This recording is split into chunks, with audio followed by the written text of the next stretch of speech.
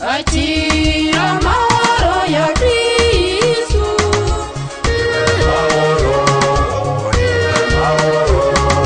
Kristo agazi wacu. Bavandimwe muri Kristo Yezu ni muhumure. Dore amasomo tugiye kuzirikanaho kuri wa gatatu tariki 12 Kanama 2020. Isomo rya mu gitabo cy'umuhanuzi Ezekiyeli umutwe wa 9 umurongo wa 1 kugeza kwa 7 n'umutwe wa 10 umurongo wa 18 kugeza kwa 22. Zaburi ni 113. Ivanjili yanditswe na Matayo umutwe wa 18 umurongo wa 15 kugeza kwa 20. Nyagasani Yezu nabane namwe. Amagambo mu Ivanjili ntagatifu uko yanditswe na Matayo. Muri icyo gihe Yezu abwira abigishwa be ati, umuvandimwe wawe naramuka acumuye umusange maze umuhane mwiherereye. Nakumva uzawukijije uwo muvandimwe, natakumva uzashake umuntu umwe cyangwa babiri kugira ngo ibyo bikiranurwe n'abagabo babiri cyangwa batatu. Niyanga kumva abo ngabo ubibwire ikoraniro, niyanga kumva ikoraniro abakubereye nk'umunyamahanga n'umusoresha. Ndababwira ukuri, ibyo muzaba mwaboshye munsi byose bizabohwa no mu ijuru, n'ibyo muzaba mwabohoye munsi bizabohorwa no mu ijuru. Byongeye kandi ndababwira ukuri, niba babiri muri mwe ku isi bashyize hamwe ngo bagire icyo basaba, bazagihabwa na Data mu ijuru. Koko iyo babiri cyangwa batatu bateraniye hamwe mu izina ryanjye, mba ndaho hagati yabo. Iyo ni Ivanjili ntagatifu. Bavandimwe ni mukomere. Kiliziya ntabwo igizwe n'intungane gusa, abamarayika, ahubwo igizwe n'abanyabyaha bari mu nzira yo kugenda bitunganya bisubiraho. Nta muntu rero ku isi udakora icyaha. Ni nayo mpamvu nta n'umwe udakeneye kwisubiraho, nta n'umwe udakeneye gukosorwa. Niyo mvugo igira iti ukora niwe ukosa. Hari abantu biyemera ngo ntibacumura ariko bitewe n'uko babuze aho bacumurira, manque d'occasion de péché. Hari n'abandi bahura n'ibyabacumuza byinshi ariko bagakomeza urugamba rwo kurwana. Rero muri iyo ntambara hari ubwo bashobora no gutsindwa. None se wahita uteraho utwatsi nk'aho umupagani ugira uti ngo akabaye icwene ntikoga, ngo niyo koze ntigashira umunuko. Oya, umukristo aravuga ati akabaye icwende karoga kandi kagacya kagashira umunuko bitewe n'ukoza n'icyo akogesha. Amen. Muri aya masomo turazirikana ku ngingo gukosorana kivandimwe, correction fraternelle. Yezu mu Ivanjili y'ejo yasoreje ku ngingo yo gushakashaka intama yazimiye. Kuzimira ni uguheranwa n'icyaha, amafuti, amanyanga, ubwigunge, ibibazo byinshi bikwibagiza Imana. Burya bavandimwe nta kintu kigora umushumba nko gusiga 99 akajya gushakisha imwe yazimiye. Nta kintu kigorana mu buzima nko gukosora umuntu. Byajya kudogera noneho gukosora umuntu ugukuriye. Ese muvandimwe wakwitwara ute ugiye kugarura uwo mwashakanye uguca inyuma? Wamurekera iyo? Umwana wisho mu ngeso z'ubusambanyi, wishoye mu biyobyabwenge, wamwihorera? Uwakurenganyije, uwaguhemukiye, usebya Kiliziya n'abana bayo, wakosora ute umukoresha wawe n'izindi ngeri zose z'ubuzima? Ubanze wumve ko bigoye gukosorana, ariko isomo rya mbere riraduha aho twahera.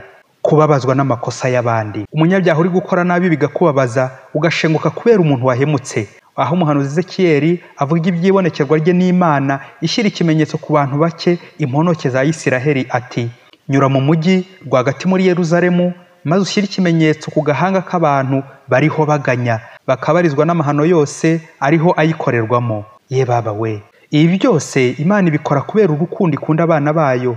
Ni ya mvugo y'Ikilatini igira iti qui ben amat ben castigat, qui aime bien châtie bien.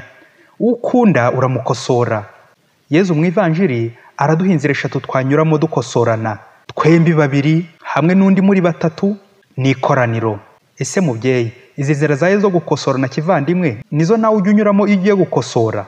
Akenshi abenshi dukoresha sale, aho inama zibera, aho hatworohera kujyana abavandimwe, aho twakabajyanye mu cyumba tukaganira dialogue twembi twenyine. Ikigaragara ababyeyi gukosora biravuna, ariko uramutse ubonye umuvandimwe ukosa ntumukosore, ugakomeza kumutinya, kumuhishira no kumushyigikira muri aya mafuti, ntacyo waba umumariye. Nawe bizakugiraho ingaruka mbi wabishaka utabishaka. Burya umugani ugana kariho ngo umunsi umwe ihene n'intama byari abakozi bo kwa ntare. Intare ibamenyera byose ikanabacungira umutekano bakabaho neza, kuko ihene na ntama byahigwaga n'impyisi. Nuko hashize iminsi bose ntare ararwara, mu kanwa hatangira kunuka, ariko intare yo ntiyamenya ko ifite ikibazo. Yarangiza kuvugana n'abaca ihene n'intama, icyaba akaryana inzara, bagapfuka ku munwa ngo bashize n'umunuko. nuko ihene n'intama bitangira gusigana uwazegera ntare ngo bamuburire bamubwire ikibazo afite. Base banamushyire ka korugate n'uburoso by'icyo gihe ngo nayo ijye yoza mu kanwa. Uko bakagumye basigana, noneho bigeraho batongeye kwegera ntare kubera umunuko nyine wari ukabije. Ntibyarangiye se bwa burwayi buhitanye ntare? Ubwo impyisi n'ibicokoma byumvise ko ntare yapfuye, bihita biraza biconshomera ya hene na ya ntama. Ye baba we, muvandimwe, nta muntu ujya ubonaho ikosa aho kumukosora mukajya muryana inzara muri gurupe? Umarira iki umuvandimwe wawe wafatiwe mu ikosa, wagaragayeho ikosa? Usanze uwo mwashakanye ari kuguca inyuma, wamuhururiza ukamujyana mu nteko ngo muze murebe noneho ndabafashe. Ubanye no mu boss udashobotse, ufite amahane nk'intare, ariko ugeze ahaga kubera ibyaha n'izindi ngorane z'ubuzima, wamuganiriza ute? Wamwegera ute? Wamwihorera? Kuki tubangukirwa ngo gushyira abandi ku karubanda aho kunyura mu nzira nziza Yezu yaduhaye uyu munsi? Amagambo ya Yezu twayahuza n'amagambo abiri agezweho muri iyi minsi, urubuga n'igikari. Aho umuntu wiyubashye adashyira ibibonetse ku rubuga nk'ibyo yagiye atoragura mu mihana no mu bihuru, aho atakagombye gusebya mugenzi we ngo amwandagaze ku rubuga amutuke, cyangwa hashyire ibishenzi n'ibiterasoni, cyangwa ngo yihimure kuri mugenzi we. Ahubwo wa wundi unabonye gitagenda akanyura mu gikari, washaka ugahamucishirizaho kanyafu, ukamukosorera mu gikari utamuteje abandi. Muvandimwe, ni kangahe ujya uca mu gikari uhanura uwahanwe? Aho wa mugani wa shitani ntuzakuzurizwaho ngo aho babiri cyangwa batatu bateraniye banegurana mba ndi hagati yabo bakaryana. Ahubwo umuvandimwe, wagarutse vuba rya jambo ry'Imana ry'uyu munsi rikakuzurizwaho ngo aho babiri cyangwa batatu bateraniye hamwe mu izina ryanjye banyiyambaza mba ndi hagati yabo. Amen. Umuhanga yaravuze ati, impamvu gukosora umuntu bigorana kandi bitera ubwoba nuko iyo ugiye gukosora akenshi ugenda nk'umucamanza, arbitre et juge, aho kugenda nk'umuvandimwe wawe. Abenshi bijunditse abandi babana ngo barabananiye ngo ntibashobotse, nyamara wasanga mu gukosora umuvandimwe ujya umushyira ku rubuga, ku karubanda.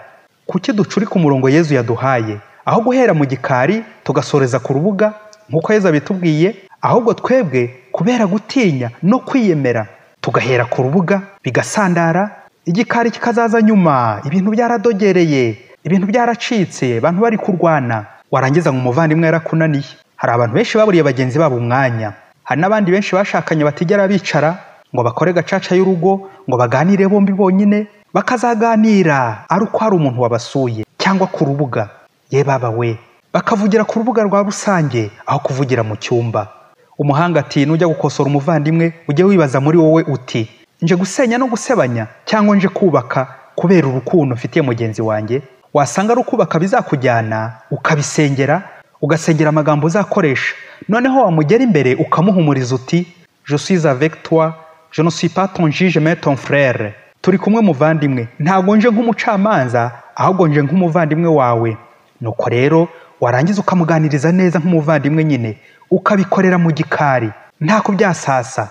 Nta kabuza rwose ubwo buryo bwose bwo kugoragoza uzaba ukoresheje, Nyagasani azagufasha, mwembi abafashe umugorore mu nzira nziza. Nimugire amahoro bavandimwe.